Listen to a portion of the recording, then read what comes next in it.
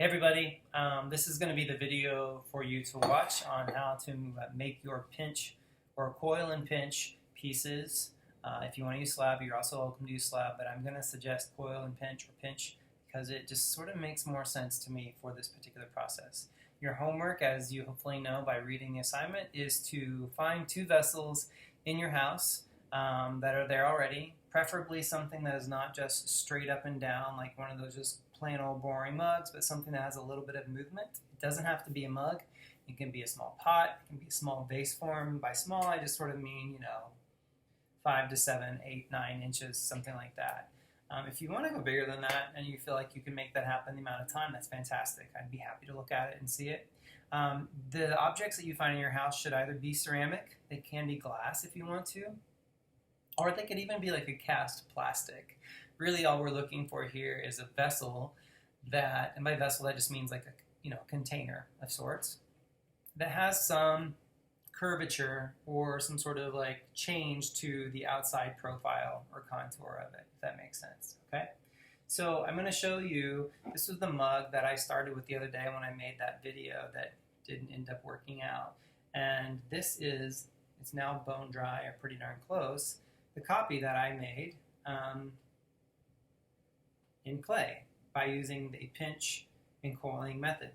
You can see that there's a little bit more of a tighter neck in here than there is on this one, and the footprint is probably a little smaller than there is on this one. This is going to get fired, so it's going to shrink down 14% or so, and it should be closer in shape and in size to this one by the time it's done. So that's something that you may want to keep in mind when you're working. I'm not going to be there to see, I do want to see the piece that you're working from to make your pot, but I'm not expecting you to bring that into me or anything like that. In terms of what you guys are going to do with these vessels when you're finished, is I'm happy to fire them for you. If you want to bring them up and drop them off, I'll probably just have everyone who's doing anything like that put it into the damp room, and I will take care of it from there. If you are one of those handful of people who are not going to be able to get clay, you are going to be able to make this, or you're going to endeavor to make this out of paper. What I did here was I just sort of took a computer printer piece of paper. Something a little bit bigger might be nicer because this is sort of where one 8.5 by 11 sheet got me. So if you get a little bit bigger, you might get higher up on the pot. I just sort of got to that belly and starting to go back in, and then it was going to have to come back out for the lip, which means if I continue on with this, I'm going to have another piece of paper that I cut and sort of fit into it to create that. Take a look at the paper template PowerPoint in the file section of Canvas. It's going to show you a number of handmade paper cups or mugs or vessels. There's some really interesting handles that they even kind of make them puffy so they have dimension, like an actual handle would. A friend of mine is actually the one who did that. It's something he's doing with his students in his ceramics class. And yeah, just do the best you can. I'm not going to be there, like I said yesterday. I think I said this to both classes, to kind of check on you and circulate around the room like I typically do. So I need for you to try to use critical thinking as much as possible. If you know that this vessel needs to go out, if you're pinching it, make it go out.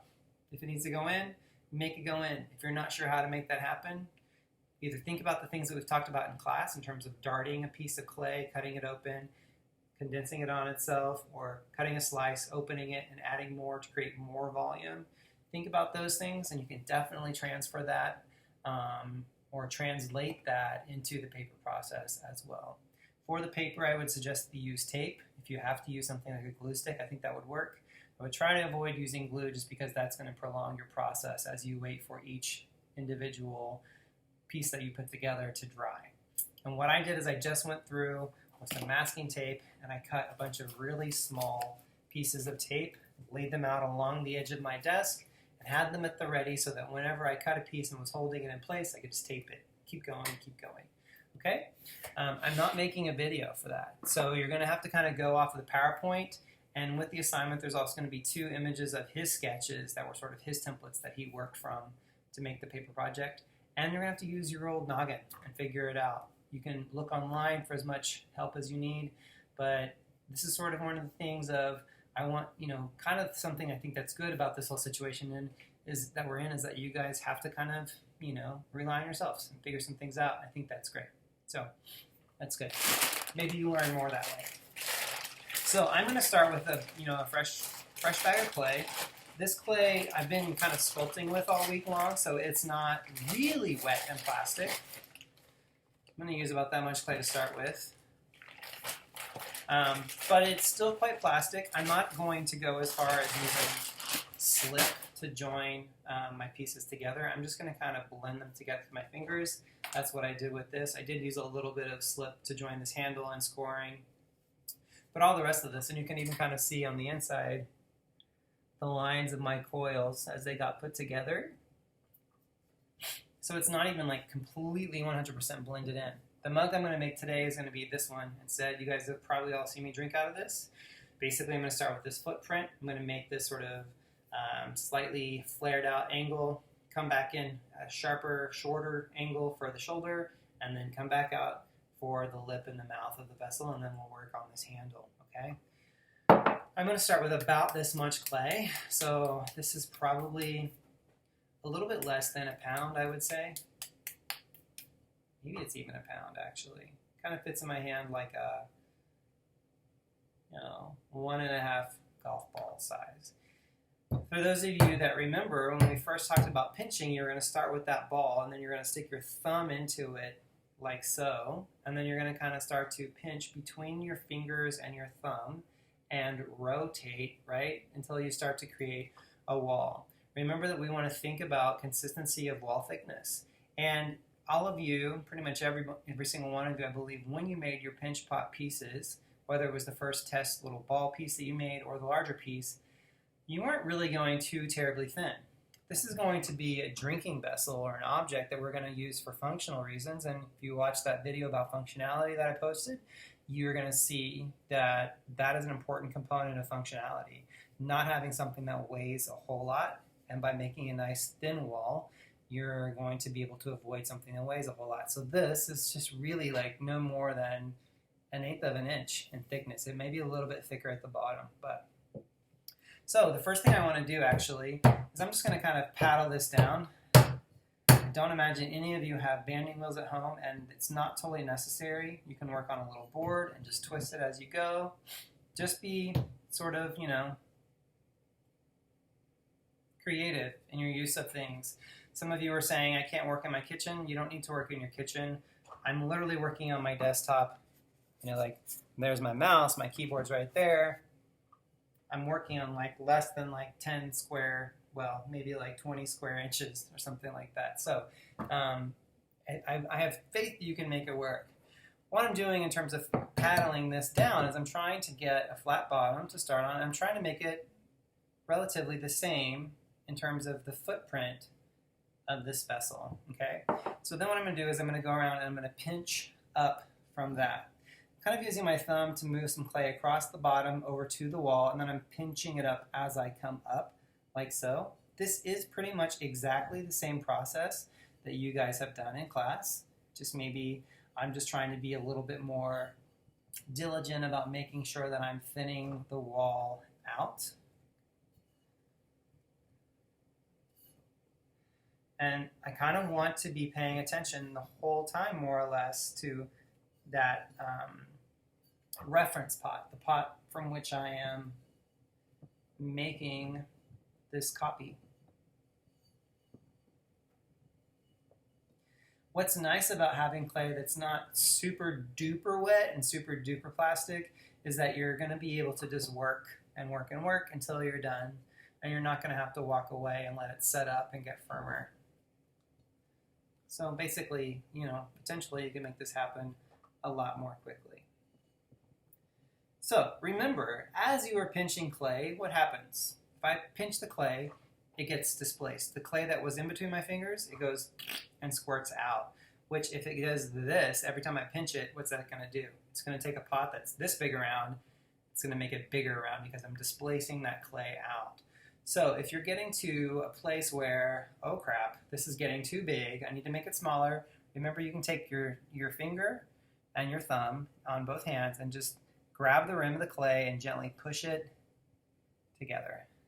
Push that down further. Yeah. So So I'm just pushing it together. That's going to bring this back in. But for the sake of this mug, I actually don't need to do that yet. I have a more extreme sort of angle of the pot coming out. So I do want to keep pinching, and I do want to keep bringing the angle of that wall out. It is really nice if you do have the banding wheel at home. You can also use what they call a lazy Susan, which is just like a thing that some people put in the middle of their dining room table, put spices and things on, or certain cultures use them more regularly in the middle of their tables to eat family style, where everyone's sort of sharing out of the same serving dishes. If you have something like that, that will work just as well. All right, I think I'm getting to slightly more of the size that I need. I think my angle is somewhat close. I'm going to hold this behind it and see if I just sort of, yep. So my angle is actually more extreme. It sticks out more this way than my mug does. So I need to bring it back in a smidge. I'm going to do that process of pushing in on the wall that I was just showing you, kind of compressing the clay, forefinger, thumb, grabbing the wall and pushing gently yet firmly in, making sure my fingers are nice and close together. If they're too far apart, I'm just going to like wrinkle the wall, and I don't want to do that. I just want to compress the clay particles back together. So there we go. There's that. I'll hold this back up here. See that that's a little bit closer. Now what I'm going to do is I'm going to find where sort of the apex of the belly, or where the body of this pot turns into the shoulder, and that goes around. I'm seeing that I'm pretty close all the way around. I do have some inconsistencies in terms of height, so I'm going to start here where I feel like that shoulder should be, and I'm just going to draw myself a line. And it's not going to be, hopefully it will be consistent, but we're going to have a little bit more above it in some places than in others, just because that wall is getting a little bit high. And then where I have that line, I'm going to start to push or pull or bend the clay back in towards the middle, like that, because I'm wanting to have the shoulder here and then it come back in for the shoulder. So now what I'm going to do is, this is where I'm going to turn from pinch into sort of a coil and pinch method, and I'm coiling by just sort of making this very earthy organic coil. For the interest of kind of keeping it consistent, I am making it somewhat consistent in terms of thickness, but it's not like, you know, when we were rolling out coils for our coil project, it's not going to be like that kind of perfect. And then I'm just laying it in where it needs to go, and I am sort of pushing that clay down into the wall. This is where you would typically be scoring and slipping, but because this clay is pretty nice and fresh, I'm not going to worry about it. Okay, so you can see it's starting to come in already, and I just need to refine the curvature of that. I ran out of clay right there, so I'm just going to take a small piece and fill that in. So go ahead and spend some time really blending that coil down into the wall of the pot on the inside. I would say even go as far as smoothing that line away completely so that you don't see it. And then we're just going to go around on the outside and smooth that together. So one thing that I forgot to mention when I started this video are what tools you might need for this. Obviously your hands are going to be the best tools for you to use. If you want to like really refine this and not have that very sort of pinchy organic quality on your piece, you can use your sawtooth rib, which is in your toolkit. So if you picked up clay in your toolkit, you should be good to go with that. That's going to be a great way to smooth things out and get it nice and perfect looking. Using your smooth rubber rib will also be good for that. And then another tool that will be great to have is some sort of paddle. Now, I'm not putting my paddles out there in the world for you guys to use, I'm sorry, but really anything that has like a slightly flattish section will be great. I would want to use something that's maybe like wood, because metal might sort of stick and then like suction when it comes back off of your piece. But a paddle is going to be good for just kind of getting the shape more the way that you want it to be. And things that you could use in the home would maybe be like a wooden spatula or a wooden spoon. Preferably not something with slots or holes in it, because that's going to transfer onto your pot. if you do that. You could even use just like a small slat of wood that's flat. Be resourceful, guys, and figure it out. I think that it shouldn't be too difficult to find something like that, but I do think it's probably a really good thing to have. I definitely am glad that I'm using it at the moment. I'm going to just hold it up and kind of paddle from the bottom. Remember that as you paddle, you can sort of paddle and pull in a direction, and that's a good way to kind of get the clay going where you want it to go. And remember from your first project that as you paddle and as you turn, you want to look at the sort of profile edge.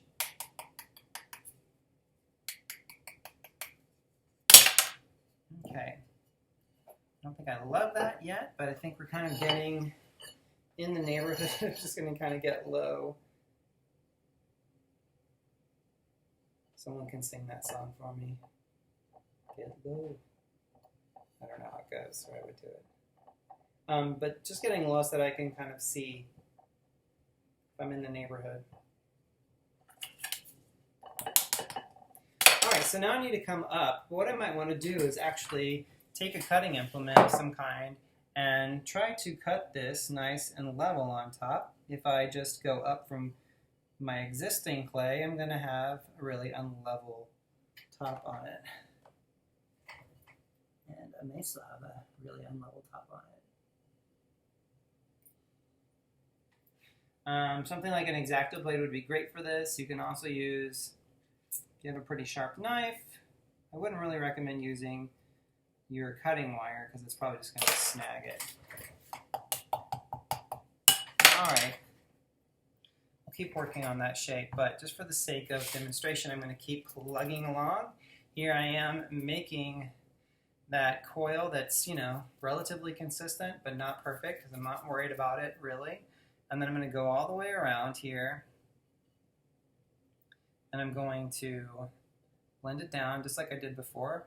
This time, because of the angle of the inside of my pot, I might kind of blend up from the inside and down from the outside. You don't have to, do it the same way every time, just as long as you're really blending those surfaces together. All right, so now I want to make sure I really blend that into place.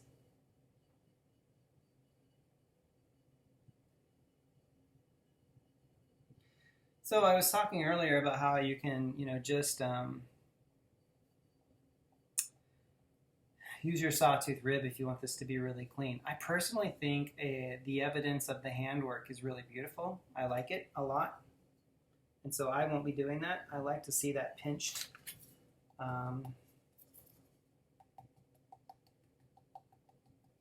fingerprint in the clay.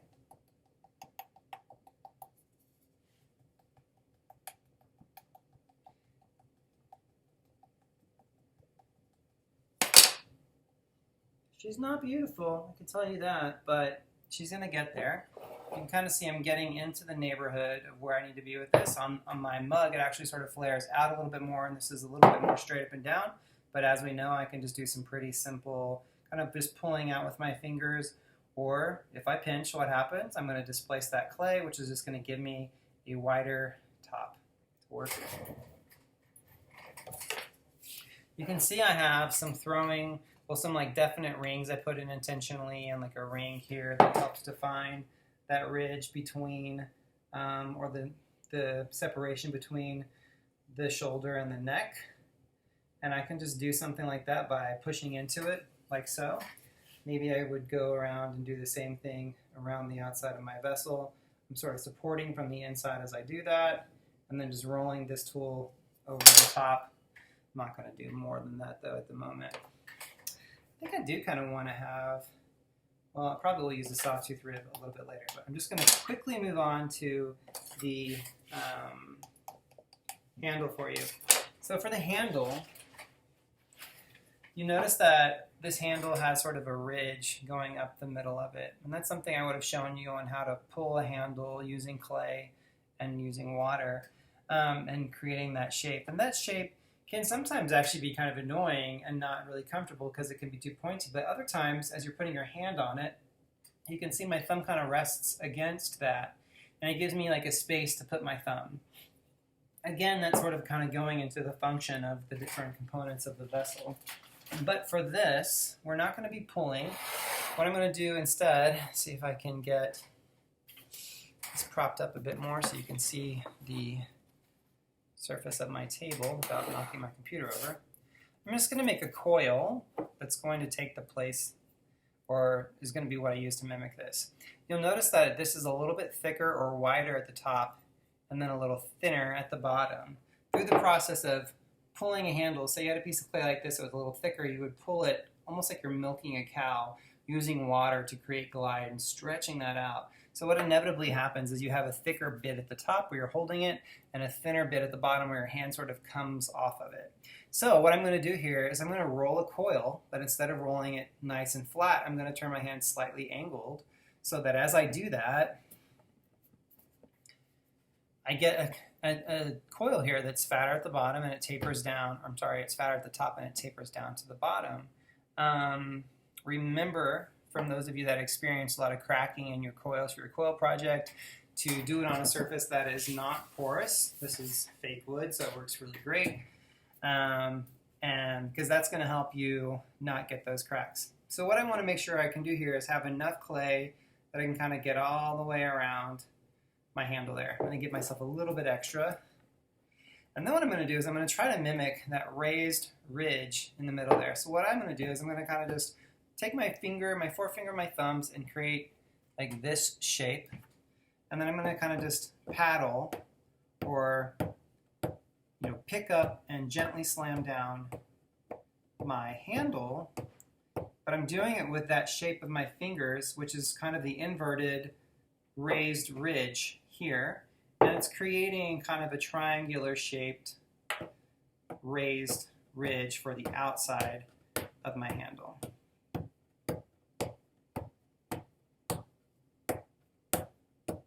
Okay? If it's too extreme, you can kind of just run a hand over it and knock it down a bit. If you wanted to use a little water, just a small amount, and kind of blend it down, you could do that, but I wouldn't go crazy with it. Now you can see this handle doesn't just sort of come out, like this one. Kind of just comes out from the pot and comes back down and attaches. One thing that you should always think about when you're creating a handle is not just that 1/3, 2/3 rule, but the negative space as shape. Is this sort of air shape in here, not the handle and not the mug, but the shape that they create in between, is that a nice, pleasant, aesthetically pleasing shape? This one I think is a little bit more interesting and nice looking. This one looks a little bit clumsy to me. So I'm going to go for this one since I'm doing this mug anyway. That's kind of important. What I'm going to do is I'm just going to lay it down on my table and create what I think will be the beginning of that. With this one, I need to have it come up and then come down and then attach to the vessel. So what I'm going to do here is I'm just going to kind of create, by putting my thumb here and then bringing down like so, that sort of ear shape. Now my clay is not really wet, so it kind of cracked a little bit, but I'm just going to blend it back together. And you can see I have the beginning of that. I need to fix my X-Acto blade. We're at 23 minutes. I'm going to wrap this up. I'm going to go ahead and cut that off and give myself a flat shape to work with here. I'm going to use a little bit of water and score and slip. You can definitely use slip if you have any. Just remember, slip is best made with dry clay. So what you could do is take yourself a bit of clay from your bag, roll it out really, really thin, use whatever you have, a wine bottle, beer bottle, a rolling pin, a plastic tube, a cardboard tube, like maybe a thick cardboard tube. Whatever works, y'all. And you're going to score and slip both of these. So what actually I should have done first was held this up where I want it to go. And then what I'll do is I'll sort of mark around where it's going to go onto this pot. I'm noticing now that my handle is far too long, so I'm going to cut that off. Then I would go in, I would lay a little slip down, and then I would score through that slip. So I'm going to pretend like I'm putting some slip down here, and then I'm going to score through that slip. You want nice, deep marks, not shallow marks. I'm actually just using a little spit, sorry. And then I'm going to take the handle and I'm going to kind of push it into place by supporting the inside and then blending the bottom part down as well. You can see my handle's a little bit thicker than what the actual handle is doing, but you sort of get the idea here. It's also a little bit just fatter in general. So this is what I'm looking for, is 2 of these from you by Tuesday before class. And what we'll do is I'll have you guys one by one. We'll go through. Everyone's going to need to have their, their camera on and stuff, and we'll go through one by one. And I want to see the vessels that you used to work from, and I want to see your finished vessels as well. If you can't show me the original vessel, it doesn't work. You don't get credit for it. So don't use the vessel that, like, your mom or your grandma or someone's going to take away. Use a vessel that you're going to have access to the whole time, so that we can talk about it, talk about your wall thickness, talk about how it worked, talk about what you liked about the process, what maybe you had difficulty with. It's going to be like a little miniature critique where everyone gets to chime in. It's going to be great. And yeah, so I'm going to post these 2 videos. I'm going to post the templates for the paper project if you're going to use paper, and the template PowerPoint is already on the file section. If you guys have any questions, just email me as always. I'm still going to be looking for some podcasts for us to listen to, and we're going to keep doing this project. So, yeah, okay, be well. Talk to you guys soon.